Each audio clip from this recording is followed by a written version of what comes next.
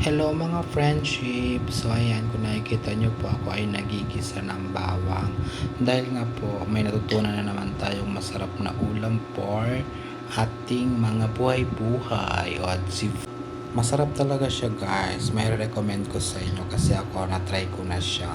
Masarap talaga. Para siyang kare-kare pero oops, hindi siya kare-kare everybody. Siya ay sardinas. Nilagyan natin ng gata. Sinasabi ko sa iyo, masarap siya. Promise. Ayan na nga. Hindi ko na napakita sa inyo. Siyempre, lagyan natin siya ng gulay, ng talong, tapos pechay. Yun lang naman ang nilalagay doon guys. Pero parang mas masarap talaga siya pag meron siya maraming gulay like sitaw, okra, parang ganun, parang mas masarap siya. So ayan guys, as you can see, nakikita nyo naman, nagigisa ako ng sibuyas, bawang, tapos luya. So ayan guys, hintayin lang natin siyang lumabas yung aroma ng ating mga sangkap. Tapos, pag lumabas na yung aroma nating sangkap, ilagay na natin yung sardines.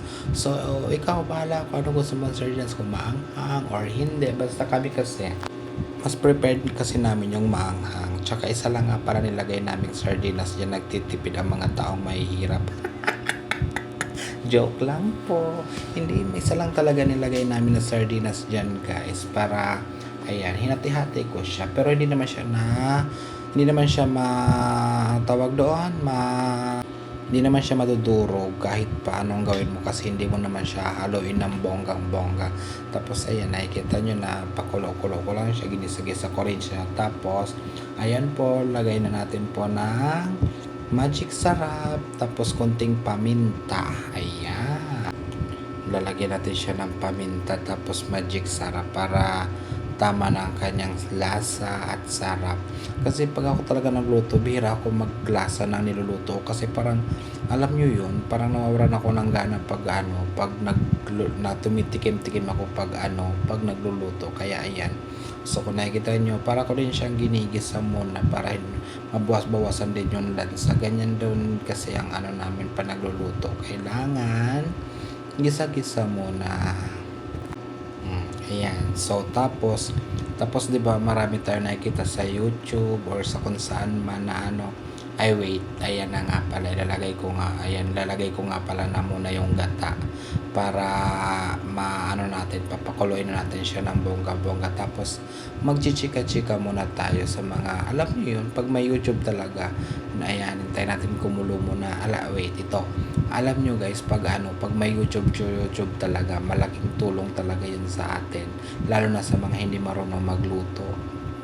Tulad ko, minsan hindi din ako marunong magluto kaya ayun, minsan umaasa din ako sa YouTube. Pero iniiba ko lang minsan yung timpla. Syempre kasi sa timpla din naman ayan, tatakpan muna natin siya. Papakulo-kuloyin muna natin siya ng bonggang-bongga. O, balik tayo sa kwento. Kasi na-try ko na din yung sinigang na corn beef. Hindi ko siya okay naman siya pero hindi siya tulad nung talaga na mapapawaw ka. Hindi tulad nitong sardinas na may gata. Masarap talaga siya. Kahit okay siya. Mapapa-extra rice ka talaga. Kasi masarap talaga siya. Hindi ka talaga sa lasa. Kasi pag mo siya, pag natikman mo masarap. Parang ewan na masarap. Basta masarap. Hindi mo siya may papaano, basta masarap lang siya para sa akin. Ewan ko sa inyo, pag kayo ang magluto, kung masarap din sa inyo or hindi. So ayan, haluin natin siya ng very very light guys. Haluin lang natin siya ng konti para bongga o diba. Ganyan lang guys ang pagluto niyan guys. Parang parang alam niyo yung tulingan na ginataan. Kaya lang yan, walang suka. Wala lang yung suka, pero masarap siya. Kung nakikita nyo, ganyan lang yan guys. Halo-halo. Nalo-halo natin siya. Pakulo-kuloyin ulit muna natin siya. Tapos ang bango niya guys, pag yan, lalagyan natin yung talong. Inisa-isa ko pa talaga yan guys. Syempre, huwag bawal yan sa maarte kasi Ayan, kinakamay ko nga. Malinis naman ang kamay ko dyan. Ako nga nagluluto eh. Kaya, syempre, malinis yan. Ano ba naman kayo guys? O, ayan. Lagay lang natin siya. O, diba? O, napagod ang akla. O, diba? Tinuwal na yung lalagyan ng ano, pinagprito na ano, talong. O, ayan guys. Hanggang dyan lang yan dyan. O, tapos tatakpan muna natin ulit. Number. Ay, hindi na pala. Hindi ko na pala yan tatakpan dyan kasi ilalagay ko na rin pala yung ano, pechay, dahon ng pechay. O, diba? Ganyan lang yan, guys. O, ha? O, diba? O, ha? O, may preparation yan. O, o diba? Kung nakikita mo, may preparation yan, guys. Kala nyo, ganyan yan. Lagay-lagay lang. Hindi. O, diba? O, nakikita mo naman. O, may preparation yan. Para naman hindi masyadong ano, kalat-kalat sa video. O, diba? O, lunod-lunorin natin siya ng konti. O, diba? Nilunod yung pechay. Ay, nako, Diyos ko, day. Alam nyo, guys, naniniwala ko sa mga nagbo-voice over. Lalo na sa akin, may pamangkin ako.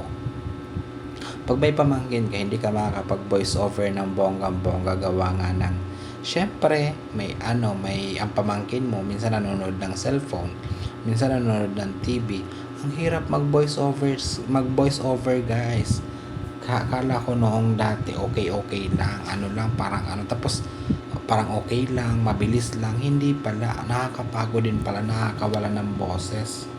Ayan, buksan na natin, lagyan natin ng ceiling green. Ceiling green lang dyan guys ang nilagay ko. Balik tayo doon sa chika. Yun. Kasi ako naranasan ko din, kaya pala minsan nagvo-voice over din ako alas 12, alauna. Kasi pag hindi ako, ngayon lang naman ako, nag-start pa lang naman ako mag-voice over kasi dati hindi man ako nagpo-post ng mga ganitong video na mag-voice over ako ng bonggang-bongga. Kasi parang nakakapagod, nakakahingal talaga, promise, sa totoo lang. O, habang inaantay natin maluto ang aking ano, ginaya-gaya po tumaya sa YouTube na ano, sardinas na nilagyan natin ng ano, ng gata. O, 'di ba? Nagmamarites ako. Syempre, ganun talaga ang buhay. Kaya, ayan, open sesame. O, buksan na. Matatapos na yan, guys. Maluluto na. Okay na yan, guys. O, di ba? Tingnan ko baka dumikit eh. O, ayan, guys. O, guys. Alam nyo na. Share. Pa-follow. Panood naman ang aking mga videos. Nagisimula pa lang ako, guys. Ayan, guys. Magyakapan tayo. Comment down below sa baba. Small or big creators. I'm here para sa inyo guys, kaya let's grow together again. O, diba? Hanggang dito na lang guys, thank you so much.